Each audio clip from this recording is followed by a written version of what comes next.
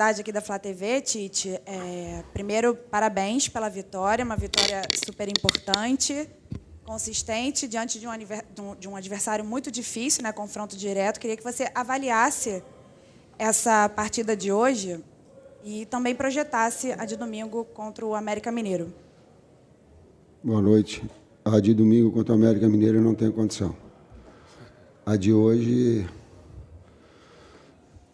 Um jogo em que as duas equipes, ninguém conseguia controlar a outra equipe. Ela poderia ter o domínio, e o domínio, para mim, é ter a posse de bola e criar oportunidades, mas ninguém neutralizava o adversário. Foi assim, com bola no primeiro tempo maior que o adversário teve, e oportunidades, e nós tínhamos oportunidades, o adversário não nos controlava.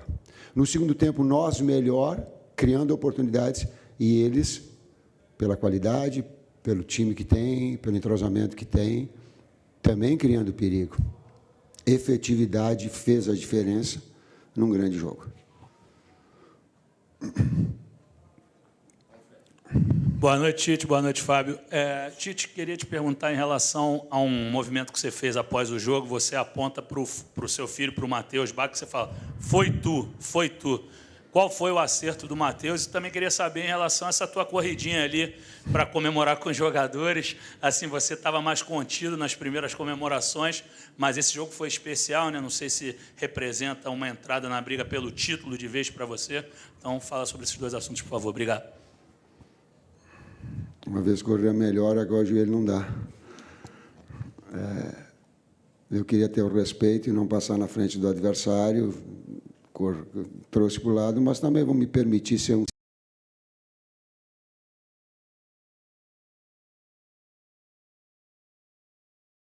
equipe, traduzindo no gol e ou pelo menos um encaminhamento de uma vitória. A sugestão ela partiu do Matheus e partiu do César Sampaio e do Juan, as substituições para a gente ter, porque nós tínhamos treinado durante a semana.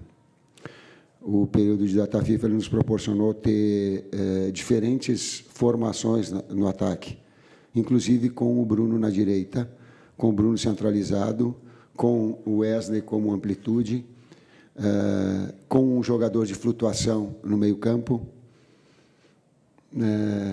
parabenizando a direção porque trouxe de volta um jogo muito duro, a equipe que menos perdeu no campeonato, mais sólida do campeonato. É isso, Fábio? Isso. Na realidade, agradecimento especial aí ao Bruno, ao Marcos Braz, ao presidente Landim, que fretaram o avião para trazer o Pulgar de Quito até aqui. E o Pulgar vinha com uma carga de jogos elevada, uma carga de treino também que ele fez no Chile elevado. Daí a situação de ele não iniciar a partida. Nós optamos por isso, por questões meramente físicas. Nós sabíamos que ele não teria condições de disputar a partida, jogar uma partida inteira. Mais uma vez, agradecer à direção, não só o Pulgar de Quito, como também Varela e a Arrascaeta, que vieram de Montevidéu em voo fretado. Próxima pergunta. Oi, Tite. Igor Siqueira, do UOL. Essa parte do título, a chave virou para vocês, de fato, agora, de verdade? O foco é esse, já passada a situação? Claro que, por pontos, muita coisa pode acontecer, mas, de fato, o Flamengo agora está mirando o título e vocês citaram o Arrascaeta. Qual o nível da importância de tê-lo jogando 90 minutos de novo, nessas condições, fazendo gol, enfim, o efeito que esse cara pode ter nessa reta final do Flamengo?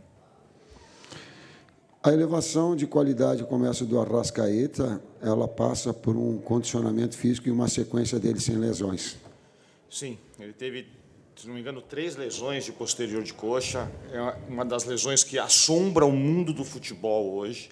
Saiu uma reportagem na semana passada no Minor, da Inglaterra, mostrando o que a Premier League está sofrendo com as lesões de posterior de coxa, especificamente o bíceps femoral, músculo específico quando se lesiona, e a recidiva dele é altíssima. Você tem, por exemplo, o Casemiro hoje, você tem De Bruyne, que teve uma recidiva, não voltou a jogar, você tem outros atletas, aí um atleta do Tottenham, esqueci o nome dele, que porventura de ficar o tempo do VAR ficou parado, a hora que ele foi dar um pique sentiu o posterior também. Quem quiser depois eu passo essa reportagem para vocês, é uma reportagem muito bacana, saiu agora no início de novembro. É uma lesão que assombra o mundo do futebol. E o Arrascaeta teve 2 ou 3 esse ano e sempre se acelerou por necessidade a volta dele aos campos. E só agora que ele está conseguindo se condicionar para poder conseguir atuar durante 90 minutos. Sobre o campeonato, é um campeonato aberto. Tu, na pergunta que tu fizeste, tu colocou, ele está aberto. O que vai acontecer, eu não sei. Não sei. São 6 equipes que elas podem ser campeã, classificar na Libertadores ou ficar fora dela. Tem 6 equipes, para mim, que elas estão jogando um campeonato de 4 jogos. Oi, Tite. Sérgio Lobo. Vou pegar um gancho que você me deu, respondendo a primeira pergunta, que o jogo estava sem controle em vários momentos. E você, em algumas entrevistas, não só no Flamengo, mas também na época de seleção, você sempre citou que durante a partida tem mini-jogos. E hoje, observando você lá de cima e também o Caixinha do outro lado, a forma como você mexia no Flamengo, você já voltou diferente para o segundo tempo, e ele observou isso, mexeu do outro lado, você foi lá, tentou mexer. Enfim, eu queria saber se foram mini-jogos hoje que tivemos aqui no Maracanã, um jogo de xadrez extraordinário, pelo menos eu vi assim. E uma outra coisa que eu queria falar com você é o seguinte: a gente desce e passa pelo meio do público. E hoje a torcida do Flamengo foi uma unanimidade. Disse o seguinte: o time hoje tem um treinador, e um baita treinador. Às vezes a gente consegue o equilíbrio da equipe com dois jogadores de lado agressivos e de velocidade. Tem outros jogos que tu precisa de um articulador do lado. O jogo se apresenta nesses mini-jogos que teve, a necessidade de ter mais um articulador para dividir as ações de Arrascaeta de construção, para ter pivô, e ter um de velocidade. Como o Cebolinha estava muito bem, eu tenho que ter, por vezes, um jogador que estava bem no jogo, que é um jogador importante, mas de ter ali o Pulgar, juntamente com o Maia, uma consistência central, e de ter mais um articulador, ter mais um jogador de posse de bola, de criatividade. Foi essa, e aí a equipe cresceu. Então, esses componentes, e o que nos deu, durante a semana, de trabalhar dessa forma, e o atleta entender. Assim como de ter o Bruno Henrique, é um jogador que ele pode, mesmo do lado direito, ser agressivo e ter velocidade, de puxar a velocidade, de ter um atacante de espaço, porque a equipe adversária ela marca alto e a sua linha sobe também, mas ela dá muito espaço atrás. Então, jogadores de velocidade, eles nos proporcionam essa condição. Então, essas utilizações, essas variáveis que o jogo acaba dando. Professor, boa noite, parabéns, pela vitória. Você falou agora, a minha linha vai na mesma aqui do Sérgio, de um jogo muito tático. Esse time do Bragantino, como você falou, um time que menos perdeu, difícil tomar gol, um time muito consistente, muito bem treinado pelo Caixinha. E nessas substituições, você falou agora, você mudou o lado direito todo, do primeiro para o segundo tempo, que é onde o Bragantino criava muitas situações no primeiro tempo, desculpa. E aí, no segundo tempo, você achou o time mais equilibrado para poder conseguir construir essa vitória? Obrigado. Sim, ele te deu mais um jogador de articulação. E, às vezes, eu coloquei para os atletas, às vezes, quando tu toma um cartão num jogo tão, inclusive com faltas táticas das duas equipes, como eles marcavam muita pressão, qualquer jogada que nós tínhamos e que livrávamos para sair num contra-ataque para uma condição, era falta tática também. Então, um jogo de muito embate. Quando um defensor, como o caso do Matheus, tomou um cartão, tu fica naturalmente, humanamente mais contido. O Maia, da mesma forma, nesses jogos que tem muito embate, tu tem que ter um cuidado. Eu não gosto de substituir por causa de cartão. O atleta tem que jogar com essa pressão. Mas tem alguns momentos que eles são necessários. Então, por necessidade de ter uma articulação maior. E a versatilidade do Gerson te dá isso. A qualidade do Pulgar te dá isso. Juntamente com a necessidade, por vezes, do cartão, tu tem um jogador que te ataca espaço e que tem velocidade, que aí tu libera ele mais para apoio. Às vezes tu joga com um lateral mais base, às vezes tu joga com um mais agressivo. Essas variações da semana ela também nos deu. Interessante também completar, Tite, é uma equipe, dá parabéns para os preparadores físicos da equipe do Red Bull Bragantino. Uma equipe muito potente e rápida. São jogadores de agilidade, mobilidade, velozes, a uma média de idade de 24 anos apenas. Nós sabíamos que fisicamente ia ser um jogo difícil, né? E claro que o Mateuzinho com cartão amarelo ia ter um embate físico com o externo da equipe do Bragantino, que por vezes ele ia ter vantagem. Isso poderia acontecer, já que é uma equipe muito nova e muito bem preparada fisicamente, muito bem treinada. Tite, boa noite. Marcel Lins, do TV Globo aqui. Parabéns pela vitória.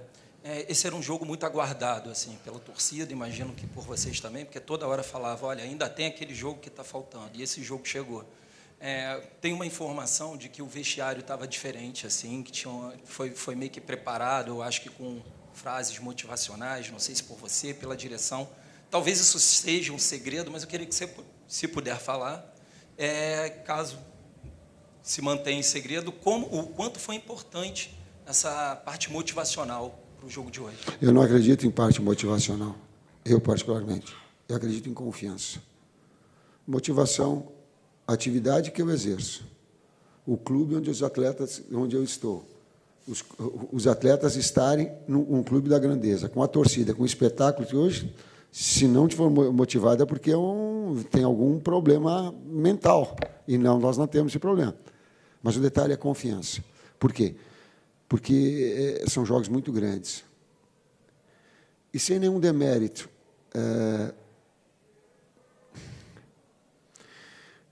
Tu vem de clássicos importantes contra Palmeiras, contra a Fluminense, um nível de rivalidade, e talvez o torcedor, inconscientemente, ele pense que jogar contra o Red Bull Bragantino se ganha de qualquer jeito e de qualquer forma, com tranquilidade. Por quê? Porque o Red Bull, eu não estou desmerecendo, volto a dizer, olha, contextualizem, não peguem só uma parte do que eu estou falando, contextualizem isso.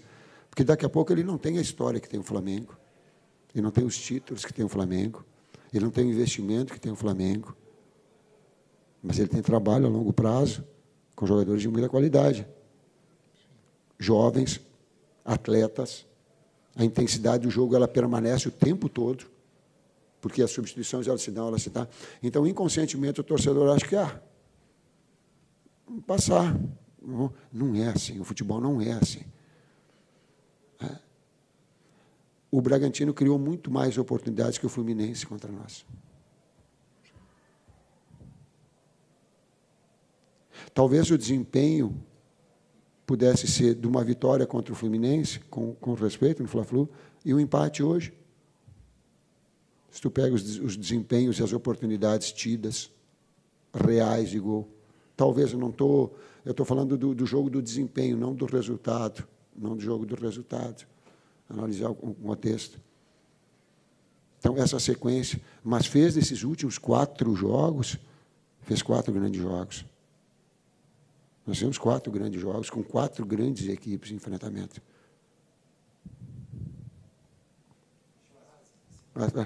Ela é de confiança, ela não é motivacional, ela é de... São frases que os atletas no dia a dia a gente usa, mas não é nada de extraordinário, não. Boa noite, Tite. Boa noite, Fábio. Sidão Marinho da Litoral News, parabéns pela vitória. Tite, a gente vê um Flamengo agora próximo da liderança, está a 2 pontos do Palmeiras, a 1 do Botafogo. Precisa de um tropeço de ambas as equipes, se fizer o 100% de aproveitamento até o final. Flamengo em 2009 e 2020, na história recente do clube, teve um cenário muito parecido, que também estava atrás, na reta final embalou e conseguiu chegar ao título.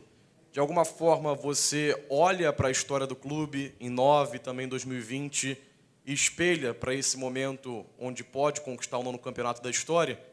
E se dá para pensar num Flamengo, nessa reta final, nos 4 jogos, 2 semanas intensas, que tenha, a nível de atuação e resultado, consequentemente, mais de altos do que baixos? Ou você vê essa oscilação como normal também dentro das partidas nessa sequência final?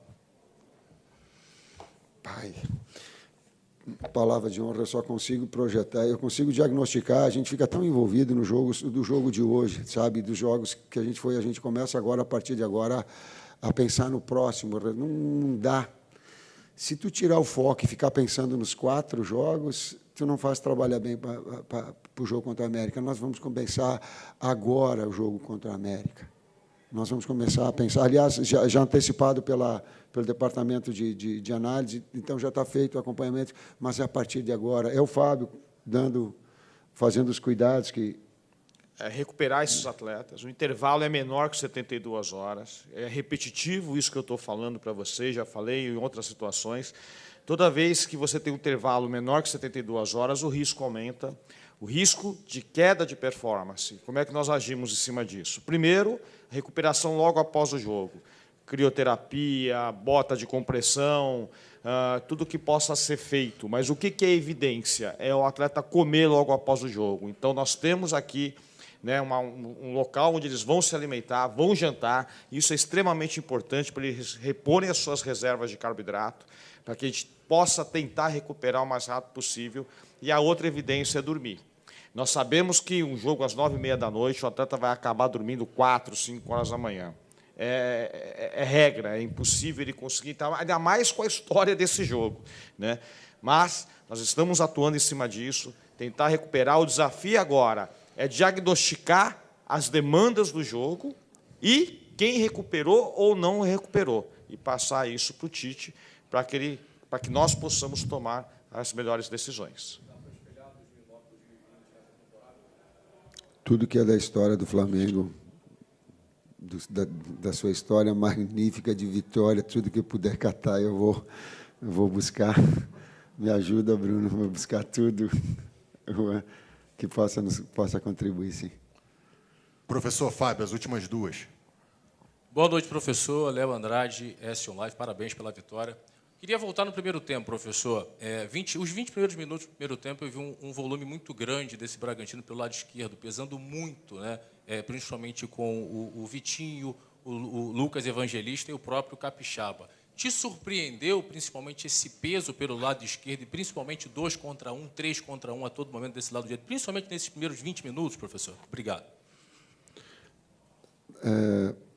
No todo foi superior o Bragantino nesses primeiros 20 minutos, sim. Não do 3 contra 1, do 3 contra 2, não. Ele articulava e fazia uma saída pelo lado direito e nós tínhamos que baixar um externo para depois explorar também esses espaços, e nós não conseguimos fazer esse duelo de retomar e de buscar essa efetividade ou agredir as costas do Capixaba. Esses foram os primeiros 20 minutos, e aí trouxe, e nós sabíamos que eles tinham essa composição. Agora ele é uma equipe muito bem treinada, ela está muito tempo junto. Ela joga sem pensar aquilo que eu falo, joga sem pensar. Numa das determinadas entrevistas que o Pedro Caixinha, acho que colocou algum tempo atrás, ele coloca assim, ó, eu quero que a equipe reproduza os seus conceitos e os seus comportamentos dentro do campo. Ela está linkada, ela está muito linkada. Então, ela tem um volume, e nós começamos o jogo excessivamente apressados.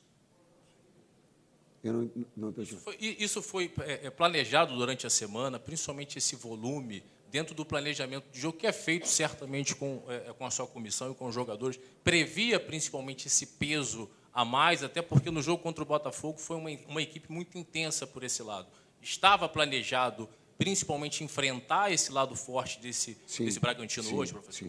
Sim. A saída pela lado esquerdo, sim. A qualidade do Capixaba tem, a outra do Aderlan e do outro, ela é mais de jogador de profundidade. Mas eu faço a resposta àquela pergunta que o pessoal está balançando a cabeça, que sabe que eu vou responder. Os diversos jogos, os mini-jogos que tem dentro do jogo.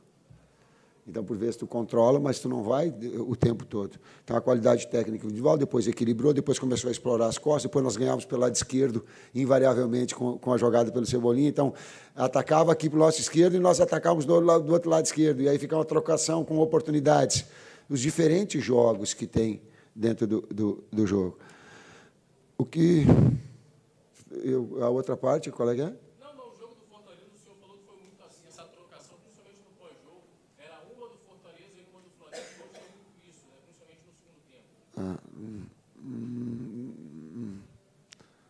Não, eu respeito, mas não concordo, não. Vamos lá, professor, última. Boa noite, Tite, Fábio, Renan Moura, da Rádio Globo CBN. Aproveitar a presença até aqui do Fábio para tratar de alguns temas. Talvez o Vini vá até me dar bronca aqui, mas a torcida quer saber sobre Alan e Davi Luiz, se há a chance deles participarem das últimas rodadas. Arrascaeta volta a jogar 90 minutos depois de 11 partidas. Queria saber como tem sido o trabalho até com a seleção uruguaia para ter esse jogador novamente à disposição o jogo inteiro sem ser substituído.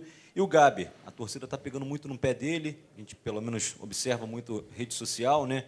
Falando que o Gabigol não está atuando da forma como ele já atuou. Hoje é um jogador que está como opção à comissão técnica mais uma vez, e o médico Márcio Tanuri trouxe para a gente uma informação que ele tem um quadro de um problema muscular, né? Eu queria saber como tem sido também esse tratamento com o Gabigol e como você utilizou até essa data FIFA para poder, quem sabe, melhorar a condição do Gabi. Bom, vamos por partes, então, né?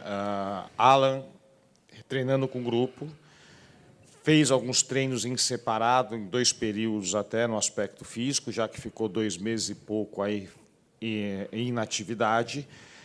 Amanhã temos um treino em campo um pouco mais aberto, para nós podermos observá-lo melhor. Está indo muito bem, altamente competitivo, enche os olhos esse comportamento dele dentro de campo. Mas o treino de amanhã vai ser importante para nós podermos pensar na utilização dele ou não no aspecto físico clínico. Davi também vem treinando com o grupo já, não fez treinos em período integral, porque ele já vinha jogando, não há necessidade, estamos já em novembro, já no final de temporada. É uma lesão de tornozelo, uma entorse grau 3, se eu não me engano, tornozelo do 2 para 3, uma entorse, entre aspas, séria, mas já está bem. Tem um pouco de dor ainda, que é o pé de apoio, quando ele vai apoiar o pé para bater com a perna esquerda, se eu não me engano, é o pé direito, agora não me recordo direito, desculpa. Mas ele tem um pouquinho de dor ainda, né? Vamos observar também, esse treino de amanhã é importante nesse aspecto. Arrascaeta.